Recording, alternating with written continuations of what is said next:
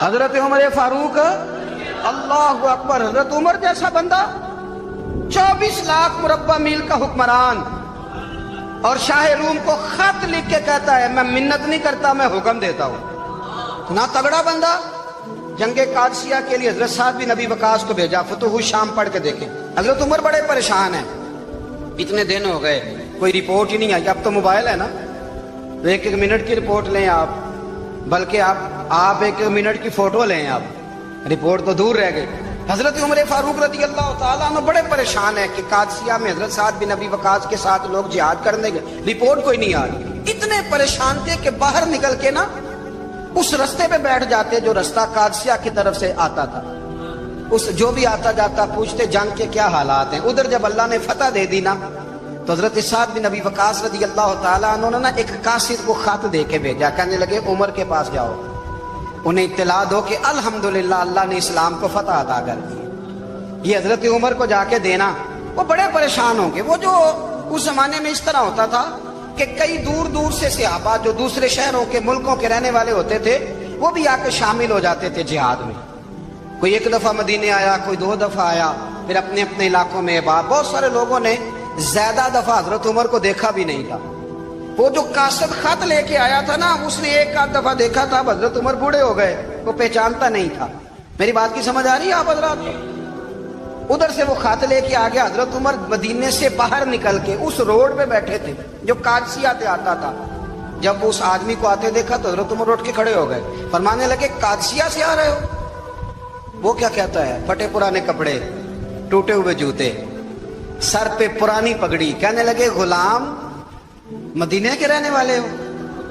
حضرت عمر کہنے لگے ہاں مدینے کا ہوں۔ کہا میں قادسیہ سے آیا ہوں، الحمدللہ اللہ نے اسلام کو فتح دے دی ہے، الحمدللہ کفر کی کمر ٹوٹ گئی ہے۔ اس نے یہ بات کر کے تو گھوڑے کو ایڑی لگائی، گھوڑا دوڑنے لگا مدینے کے، حضرت عمر بھی ساتھ ساتھ دوڑ رہے ہیں۔ فرمانے لگے اچھا بتاؤ خالد بن ولید کا کیا حال ہے؟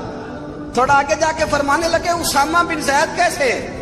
وہ کہتے ہیں ٹھیک ہے۔ پھر اس نے اور گھوڑا، عمر ساتھ ساتھ دوڑ رہے ہیں، ساتھ ساتھ 24 لاکھ مربع میل کا حکمران، ایک جوتا پیر سے نکل گیا، عمر دوڑ رہے ہیں۔ آگے جا کے پوچھتے ہیں سعد بن ابی وقاص کا کیا حال ہے؟ تو حضور وہ بھی ٹھیک ہے۔ کتنے لوگ میرے شہید ہو گئے مسلمانوں میں سے؟ کہنے لگا صحیح گنتی کا نہیں پتا، یہ لفظ ادا ہوتے ہوتے مدینے کی سرحد آ گئی۔ لوگوں نے عمر کو گھوڑے کے ساتھ دوڑتے دیکھا تو کہا امیر المومنین کیوں دوڑ رہے ہیں؟ وہ غلام چھلانگ لگا کے نیچے آیا، قدموں میں بیٹھ گیا، کہنے لگا حضور آپ نے بتایا ہی نہیں آپ امیر المومنین ہیں۔ آپ فرمانے لگے کیا بتاتا؟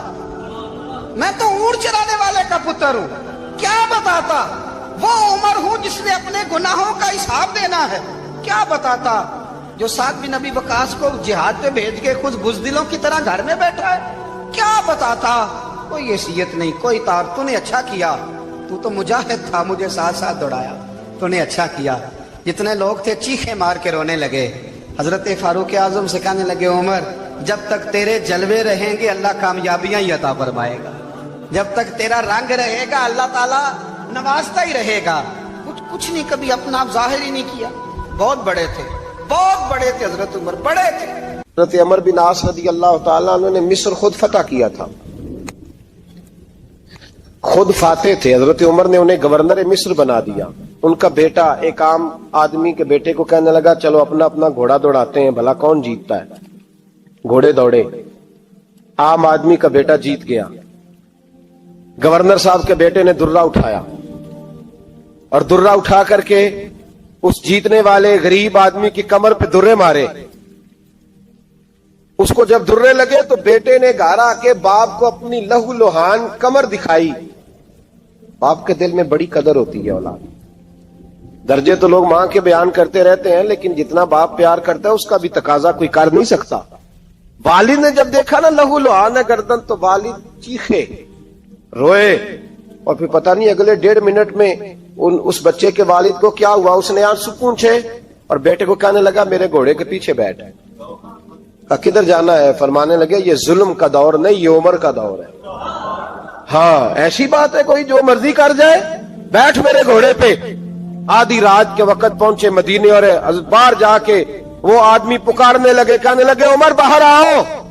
निकलो ख्वाबगाह से। जब गरीबों पे जुल्म हो तो फिर हुक्मरानों को सोने की इजाजत नहीं हुआ करती। बाहर आओ। फारूक आजम आधी रात को उठ के आए। क्या हुआ? कहा उमर देख, ये बेटा जो मैंने अपने मुंह के निवाले खिला खिला के पाला है, जरा मेरे लाल की पुश्त देख। तेरे दौरे हुकूमत में ये हाल होगा। हजरत फारूक आजम ने कहा जाओ बुला के लाओ फातिह मिस्र को। हजरत अमर बिन आस बेटे समेत आए। जनाब फारूक आजम फरमाने लगे मजमे में खड़ा करके, फरमाया क्यों मारा तूने इसको? गर्दन झोंक गई। फरमाया तू गवर्नर का बेटा था इसलिए मारा है? उस गरीब आदमी के बच्चे को कहा दुर्रे पकड़ और गवर्नर के बेटे को इसके सामने मार, और इतने मार के इसे समझ आए। जब उसको दुर्रे लग रहे थे तो लोग देख रहे थे। थोड़ी देर गुजरी तो हजरत सैयदना उमर फारूक रदी अल्लाह ताला अन्हु ने फरमाया गवर्नर मिस्र को भी सजा दो, इसके कपड़े उतरवा के इसे टाट का लिबास पहनाओ। लोग कहने लगे हुजूर गवर्नर साहब की क्या गलती? सुनो और याद रखना। हजरत फारूक आजम कहने लगे इस बच्चे के दिल में बात डाली किसने कि तू गवर्नर का बेटा है? किसने बात डाली कि तू चौधरी का बेटा और बाकी कमी होते हैं? किसने सिखाया इसे? वो ताकतें भी हम कुचलेंगे जो सिखाती हैं कि फलाना बड़ा है फलाना छोटा है। फरमाया ना, जब कोई रसूलुल्लाह का कलमा पढ़ लेते हैं वो बराबर हो जाया करते हैं। इसको किसने सिखाया? किसने सिखाया इसको? गवर्नर को भी। और फिर हजरत उमर ने तारीखी जुमला कहा, हजरत अमर बिन आस की तरफ देख के फरमाया जब अल्लाह ने इन लोगों को आजाद पैदा किया तुमने क्यों गुलाम बना लिया? जब रब ने आजाद पैदा किया तुमने क्यों गुलाम बनाया है? अजीजों याद रखो, जब इंसाफ का बोलबाला होता है फिर कोई आदमी डरता है। यहां इंसाफ नहीं मिलता। और मैं आप खुद, एक बात याद आ गई, हजरत उमर का जमाना था तो गस्सान के बादशाह ने कलमा पढ़ लिया। जो लोग गरीब कहलाते हैं ना वो जरा मेरी बात पे ज्यादा तवज्जो करें। गरीबों को सुनाने लगाओ, गरीब जरा तवज्जो करें। गस्सान के बादशाह ने इस्लाम कबूल कर लिया और इस्लाम कबूल करते ही वो आए हज करने। हज के बाद फारिग हुए तो एक नफली तवाफ कर रहा था गुस्सान का बादशाह शाह गुस्सान।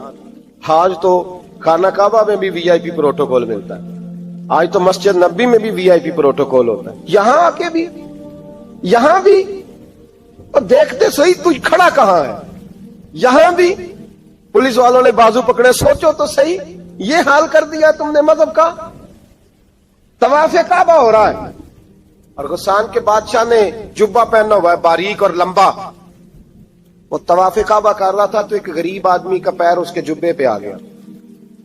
जब पैर आया तो उसने पलट के गरीब के मुंह पे थप्पड़ मारा।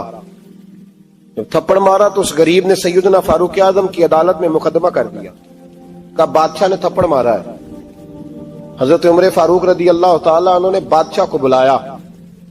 फरमाया तूने उस गरीब को मारा है? कहा जनाब उसने पैर रखा था। तो फरमाया पैर रखा था तो क्या हो गया? तूने क्यों लंबा जुब्बा पहना था? तुझे सिमट के चलना चाहिए था। कहा मेरे लिए हुक्म क्या है? हजरत उमर कहने लगे यहां उसे रात में राजी कर ले, वरना सुबह उसी जगह उसी कोने में खाना काबा के साये में वो गरीब तेरे मुंह पे थप्पड़ मारेगा और तुझे थप्पड़ खाना पड़ेगा। गरीबों सुनो, सुनो। सारी रात वो गुस्सान का बादशाह गरीब की मिन्नत करता रहा, तू राजी हो जा। गरीबों तुमसे शिकवा है, तुम 2-4 लाख पे राजी हो जाते हो। गरीबों तुमसे शिकवा है, तुम इंसाफ होने नहीं देते। गरीबों तुम थोड़ी थोड़ी बात पे मुतमईन हो जाते हो। थोड़ी थोड़ी बात, जितने गरीब तन हैं लिबासों से दूर दूर उतनी ही चादरें मैं मजारों से छीन लूं, और जितने गरीब घर हैं उजालों से दूर दूर उतनी ही रोशनी मैं सितारों से छीन लूं। इतनी तो हिम्मतें हो मेरी कम से कम बुलंद कि शाहों के ताज फख्र इशारों से छीन लूं। तुम्हारी ज्यादती है, तुमने जुल्म परवान चढ़ाया है। जब तुम चौधरी के कहने पर एमएनए के कहने पर राजी हो जाते हो, तुम इंसाफ होने नहीं देते। डटना सीखो, खड़े होना सीखो। जब उसे कहा ना राजी हो जा तो वो गरीब कहने लगा मैं राजी हो जाऊं और कल तू किसी और को भी थप्पड़ मारे। फरमाया जितनी तेरे पास दौलत है ला के कदमों में रख। हम दौलतों की परवाह इसलिए नहीं करते कि हमने मोहम्मद अरबी का चेहरा देखा हुआ है। अब मेरी निगाहों में जचता नहीं कोई, इसलिए कि जैसे मेरे महबूब है वैसा नहीं। तुम असर लेना छोड़ दो, तुम असर बड़ा लेते हो। ہاں تمہارے اوپر چیزیں اثر انداز ہوتی ہیں، اس لیے انصاف نہیں ہوتا. ڈٹنا سیکھو، کھڑے ہونا سیکھو. جو بھائی ڈٹ جاتا ہے نا وہ بڑے کمال کر جایا کرتا ہے. ساری رات مناتا رہا. حضرت عمر سے کہنے لگا وہ نہیں مانتا، تو جناب عمر کہنے لگے پھر تیاری کر لیں، ہم بادشاہ نہیں دیکھیں گے، دولت نہیں دیکھیں گے، ہم رسول اللہ کا دین دیکھیں گے، ہم نبی پاک کا نظام دیکھیں گے. وہ بادشاہ رات کو دوڑ گیا، بھاگ گیا، جا کے عیسائی ہو گیا. لوگوں نے کہا اتنا قیمتی آدمی عمر نے ضائع کر دیا. فرمایا چپ کرو، میں نے کوئی چیز ضائع نہیں کی، میں نے تو اپنے رسول کا دین بچا لیا ہے، کوئی شے ضائع نہیں ہوئی. عدل جب تک میں پھر کہوں گا اس عدل کے نقصان میں ہر آدمی برابر کا شریک. ہم عدل ہونے نہیں دیتے، ہم عدل قائم نہیں کرتے، ہمارا تقاضا ہی نہیں کہ عدل ہو، ہم اپنے آپ کو عدل کے لیے پیش ہی نہیں کرتے، مزاج ہی نہیں. حضرت علی المرتضیٰ ایک جری انسان تھے، اور وہ علی تھے جن پر انسانیت رشک کرتی، اور مولا علی وہ ہستی تھے کہ میرے مصطفیٰ کریم صلی اللہ تعالی علیہ وسلم نے فرمایا اس کے دیدار کو تو فرشتے بھی آیا کرتے. نہ بڑا آدمی، اور پھر امیر المومنین خلیفۃ المسلمین حضرت علی. خود مولا علی نے حضرت قاضی شریح کو قاضی بنایا، چیف جسٹس بنایا، اپنے ہاتھوں سے تعیناتی کی. حضرت مولا علی رضی اللہ تعالیٰ عنہ کی زرہ گم ہو گئی. کافی دیر گزر گئی تو ایک یہودی کے پاس وہ زرہ آپ کو نظر آئی. حضرت علی نے ڈائریکٹ اس سے چھین نہیں لی، حالانکہ امیر المومنین تھے. ہمارے ہاں ڈنڈا بھی بڑا چلتا ہے نا، جو طاقتور ہوتا ہے وہ تو تھانے جاتا ہی نہیں، اس کو ضرورت نہیں، اس نے تو بندے رکھے ہوئے ہیں، اس کو تو پتہ ہے کام کیسے لینا ہے. لیکن حضرت علی نے آئینی رستہ اختیار کیا، قانونی رستہ. قاضی صاحب کی عدالت میں مقدمہ کیا کہ فلاں یہودی کے پاس میری زرہ ہے اور وہ چوری ہو گئی تھی، گر گئی تھی، گم گئی تھی، مجھے دلائی جائے. قاضی صاحب نے بلا لیا یہودی کو، امیر المومنین بھی کٹہرے میں. قاضی صاحب کہنے لگے اس سے کہ زرہ تیری ہے؟ اس نے کہا جی میرے پاس ہے تو میری ہے. قاضی صاحب کہنے لگے حضرت علی سے گواہ آپ کو دینے پڑیں گے کیونکہ مقدمہ آپ نے کیا ہے، اگرچہ وہ امیر المومنین ہے. سمجھ ہے بھائیوں کی، سمجھ آ رہی ہے باتوں کی؟ گواہ امیر المومنین آپ نے دینے ہیں کیونکہ مقدمہ آپ نے دائر کیا. تو حضرت علی کہنے لگے میرا بیٹا حسن گواہی دے گا کہ میری ہے، اور میرا غلام کمبر گواہی دے گا. قاضی صاحب کہنے لگے حضور ان کی گواہی درست تو ہے پر میں نہیں تسلیم کرتا، اس لیے کہ بیٹے تو باپ کے حق میں بولا ہی کرتے ہیں، نوکر تو آقاؤں کے حق میں بولتے ہی ہیں، جائیں کوئی غیر جانبدار بندہ لے کے آئیں جو گواہی دے. تو حضرت علی خاموش ہو گئے، کہنے لگے ابھی میرے پاس ایسا کوئی گواہ نہیں. قاضی صاحب کہنے لگے چلیں پھر آپ یہودی کو راضی کریں، آپ نے کیوں بلا وجہ گھسیٹا عدالت میں، راضی کریں، انصاف کا تقاضا ہے. تو حضرت علی قریب گئے، کہنے لگے بھیا ناراض نہ ہونا، زرہ تو میری ہے، ناراض نہ ہونا، میں نے غلط مقدمہ نہیں کیا. علیحدہ بات ہے کہ میرے پاس گواہ نہیں تو میں کوئی بے انصافی نہیں کر سکتا، تو میرے ساتھ چل تجھے کھجوروں کا حلوہ کھلاتا ہوں تاکہ تو راضی ہو جائے. وہ یہودی کہنے لگا میں نے قاضی صاحب کا انصاف دیکھا اور جناب علی کا انصاف کے لیے کھڑا ہونے دیکھا تو میں مولا علی کے قدموں میں بیٹھ گیا. میں نے کہا علی جب تیری یہ شان ہے تو محمد عربی کا کیا مقام ہوگا.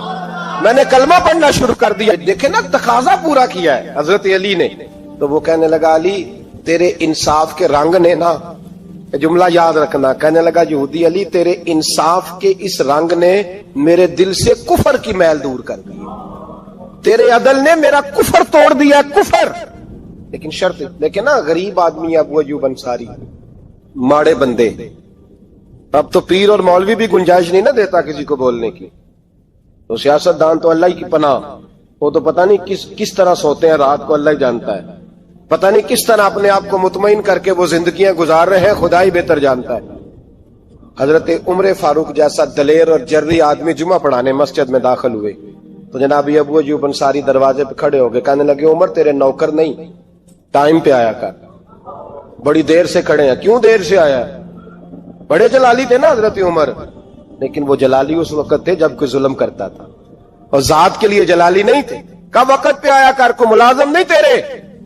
تو سیدنا فاروق اعظم منبر پہ چڑھے اور فرمانے لگے اللہ ابو ایوب انصاری کا بھلا کرے، جب تک اس طرح کے لوگ موجود ہیں کوئی بادشاہ بگڑے گا نہیں، اللہ اس کا بھلا کرے، اس نے میری توجہ صحیح. اور پھر عمر رو پڑے، رو کے فرمانے لگے مسلمانوں معاف کر دو، غلطی کوئی نہیں، میرے پاس کرتا ایک ہی ہے، اور عبداللہ کی ماں نے وہ دھو کے خشک ہونے کو ڈال دیا تھا، غریب ہوں، کرتا دوسرا کوئی نہیں، تو وہ ذرا نا خشک ہونے میں آ کے دیکھ لو ابھی بھی گیلا ہے، مجھے معاف کر دو، میری غلطی نہیں ہے۔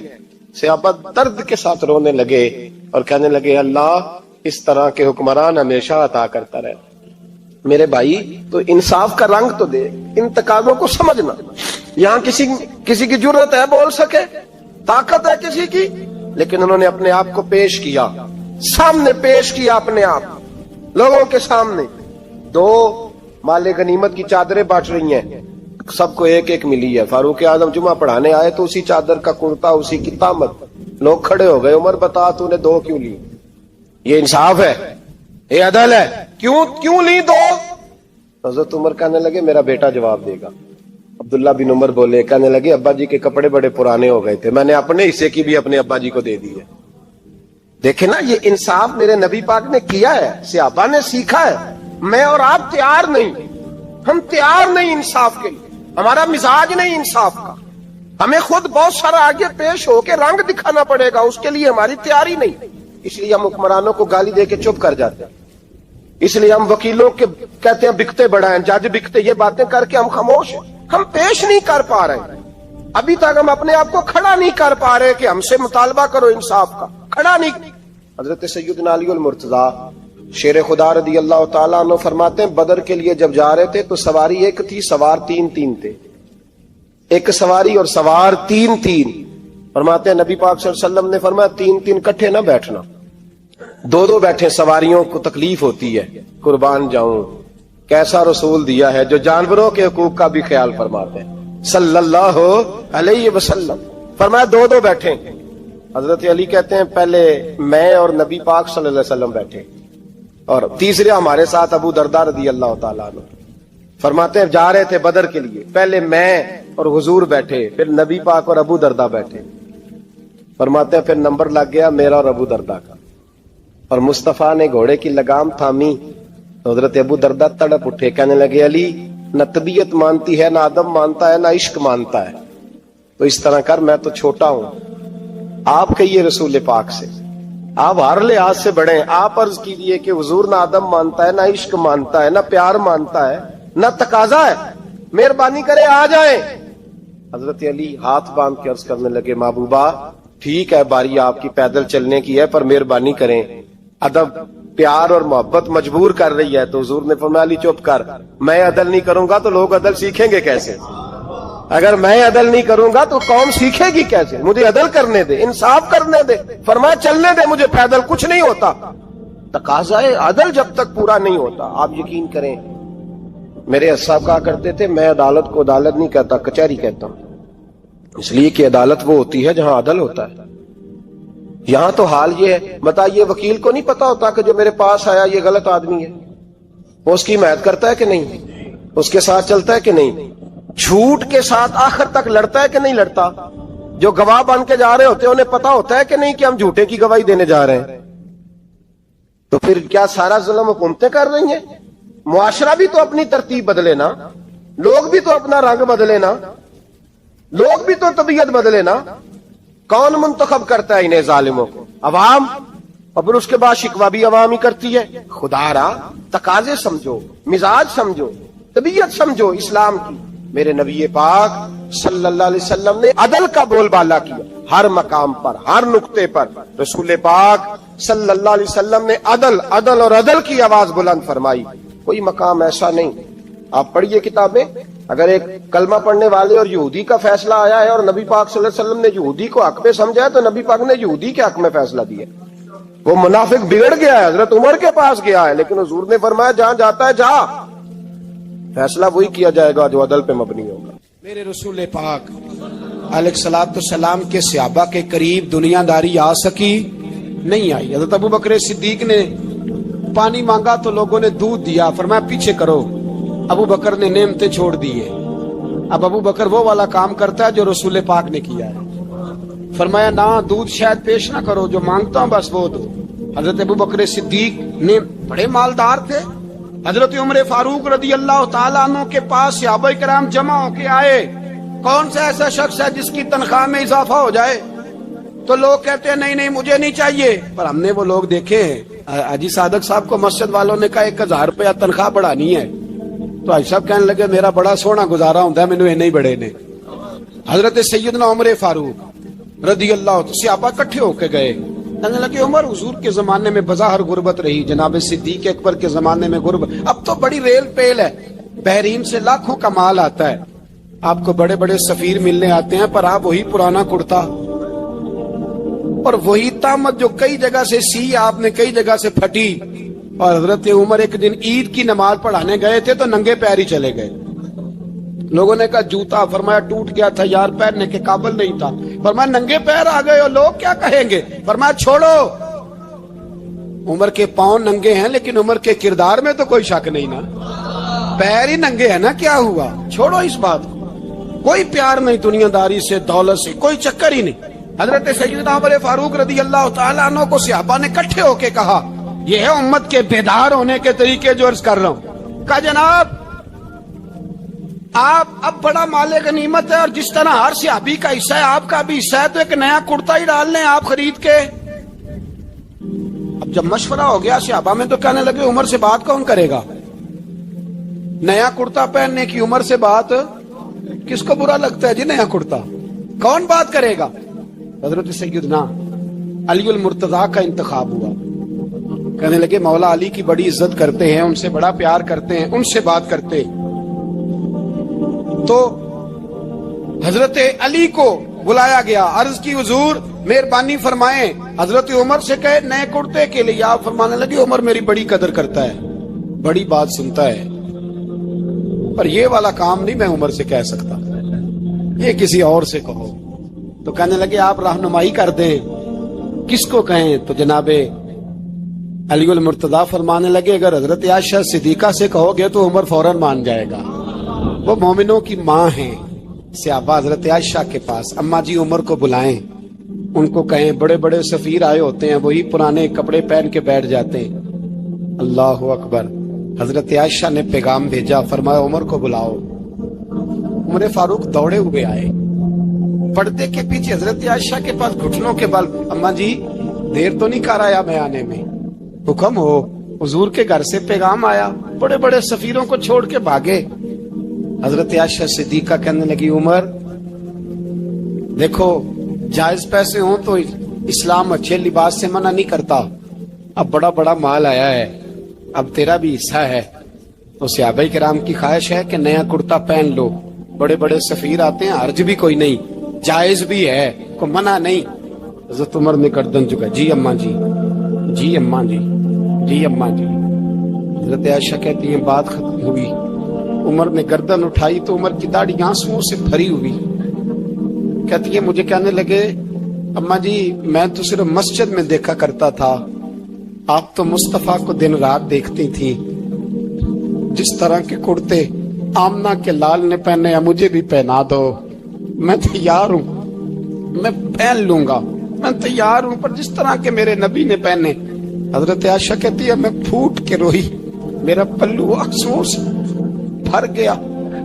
फरमाती है मैं उमर की बात सुनती गई तो मेरा पल्लू आंसुओं से, मैंने कहा उमर तू जा, तू ठीक है। फरमाती है उमर फारूक सलाम करके उठे, अमीरुल मोमिनीन चले गए, इस कोने में सहाबा छुपे हुए थे, वो आए, कहा अम्मा जी क्या बात हुई? तो मैं फिर रो पड़ी। मैंने कहा क्या बताऊं, तुम्हें पुराने कुर्ते नजर आते हैं, उसे मोहम्मद अरबी के जलवे नजर आते हैं, उसे रसूलुल्लाह का रंग नजर आता है, उसे वो गुलामी नजर आती है। उमर को दुनिया से प्यार, और दुनिया से प्यार नहीं था, दुआ पता क्या थी? यूं झोली उठा के अल्लाह मरजुकना शहादतन फी सबीलिक वजल मौत फी बलद हबीबिक, अल्लाह उमर को बिस्तरे वाली मौत न देना, मौत शहादत की देना, और मैं मैदान में जाके नहीं मरना चाहता, मुझे रसूलुल्लाह के शहर में मौत चाहिए, बाहर जाके नहीं, यही मैदान लगे मदीने, यही मौत आए, असबाब बना, मैं मदीना भी नहीं छोड़ना चाहता। ओ भाई इन लोगों को नहीं प्यार था। जनाब सिद्दीक अकबर का विसाल हुआ तो जहर के असर से, वो जो आपको जहर लगा था, बाद मुफस्सिरीन ने लिखा है कभी कभी वो जो सांप ने डसा था तो कभी कभी उसका असर आता था, بس اللہ نے شہادت دینی تھی کبھی کبھی، ورنہ تو بڑی شفائیں تھیں. حضرت عمر شہید، حضرت عثمان، جناب علی، امام حسن، امام حسین، علی اکبر، علی اصغر، حضرت عباس، حضرت سعد بن معاذ، حضرت امیر حمزہ، مصعب بن عمیر.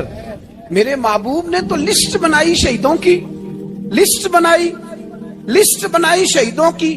شہادت سے پیار کیا رسول اللہ صلی اللہ علیہ وسلم کے غلاموں نے، پیار کیا شہادت سے. اسی لیے تو کافر اٹھ نہیں سکا کہ شہادت سے. حضرت سعد بن معاذ رضی اللہ تعالیٰ عنہ کو زخم لگ گیا، جنگ سے زندہ آ گئے لیکن زخم ہے، رو کے کہنے لگے محبوبہ سارے شہید ہو گئے، میں ایسے ہی رہ گیا. حضور نے فرمایا نہیں، رب تجھے بھی شہادت کی موت ہی عطا فرمائے گا. اسی زخم میں پردہ ہو گیا. میرے بھائی حضرت عمر بن جموح رضی اللہ تعالیٰ عنہ 4 بیٹے لے کے احد کے میدان میں آئے. کہا محبوبہ میرے 4 ہی تھے، میں سارے لے آیا ہوں، سارے ہی قبول ہیں؟ میں ٹھیک ہے. پھر خود بھی زرہ پہن لی. ایک ٹانگ سے لنگڑے تھے، ٹانگ چھوٹی تھی. حضور نے فرمایا تو نے کیوں لباس پہن لیا ہے؟ کہا حضور میں نے بھی تو جہاد پہ جانا ہے نا. حضور نے فرمایا تیرے 4 بیٹے جو جا رہے ہیں. تو کہا یا رسول اللہ کیا لنگڑے جنت میں نہیں جا سکتے؟ حضور لنگڑے اللہ کو قبول نہیں، میں نہیں جا سکتا. میرے نبی پاک صلی اللہ علیہ وسلم نے فرمایا نہیں، جنت تو تیرا انتظار کر رہی ہے. کہا حضور پھر میں بھی جاؤں گا، بچے جائیں گے تو میں بھی جاؤں گا. ایک بی بی احد کے دن 3 سال کا بچہ لے کے گھر سے نکلی. بیبیوں کو کہتی ہے میرا خامد بھی بدر میں شہید ہوا، بھائی بھی اور باپ بھی. آج حضور نے پھر بلایا ہے. دل کرتا تھا کوئی جوان بیٹا ہوتا تو میں پیش کرتی، پر اب میرے پاس یہ 3 سال کا ہی ہے. بچہ لیا مدینے میں مسجد نبوی میں. حضرت بلال سے کہنے لگی 2 منٹ حضور کا دیدار چاہیے. نبی پاک آئے. کیسے آئی ہو؟ کہنے لگی محبوبہ میں شہید کی بیٹی، شہید کی بہن، شہید کی بیوہ ہوں. میرے پاس اب جوان تو کوئی نہیں، یہ 3 سال کا ہی ہے. حضور نے مسکرا کے فرمایا یہ کرے گا کیا کرے گا؟ کہنے لگی حضور سنا ہے اسلحہ تھوڑا ہے، ڈھال کی ضرورت ہے، لوہے کی ڈھال ہوتی تھی، جب تلوار آتی تھی تو آگے کی جاتی تھی. کہا محبوبہ میرا شہید کی اماں بننے کو بڑا دل کرتا ہے، یہ میرا 3 سال کا لے جاؤ، جب تیر آپ کی طرف آیا تو میرا بیٹا آگے کر دینا، یہ ڈھال کا کام تو دے گا نا. ہنستے ہوئے محبوب کی آنکھوں میں آنسو آئے. بچے کو پکڑ کے سینے سے لگایا، ماتھا چوما، فرمایا جا تیرے ساتھ وعدہ ہے قیامت کے دن تجھے شہید کی اماں کہہ کے ہی پکارا جائے گا. وعدہ ہے تیرے ساتھ تجھے شہید کی. میرے بھائی مرنے کو دل ہی نہیں مسلمان. میرے نبی پاک صلی اللہ علیہ وسلم نے فرمایا جس کے دل میں کبھی شہادت کی آرزو پیدا نہیں ہوئی اس کے سینے میں دھڑکنے والا دل مومن کا ہے ہی نہیں، وہ تو منافق ہے. جو کبھی دین کے رستے میں شہید ہونے کو، میرے بھائیوں دین کو بڑی ضرورت ہے، بڑی ضرورت ہے، بڑی. اے خاصان رسول وقت دعا ہے، امت پہ تیری آ کے عجب وقت پڑا ہے. وہ دین جو بڑی شان سے نکلا تھا وطن سے، پردیس میں وہ آج غریب الغربا ہے. فریاد ہے اے کشتی امت کے نگہباں، بیڑا یہ تباہی کے قریب آن لگا ہے. اور ایک شاعر قلم توڑ گیا، کہنے لگا تجھ سے فریاد ہے اے گنبد خضرا والے، تجھ سے فریاد ہے اے گنبد خضرا والے، کعبے والوں کو ستاتے ہیں کلیسا والے. تجھ سے فریاد ہے اے گنبد خضرا. اپنے اندر دین کا درد پیدا کرو، ذوق پیدا کرو. حضرت عمر فاروق رضی اللہ تعالیٰ عنہ مدینے کی گلی سے گزر رہے ہیں، امیر المومنین ہے، مدینے کی گلی سے گزر رہے ہیں. ایک گھر کے اندر سے بچیوں کے رونے کی آواز آئی.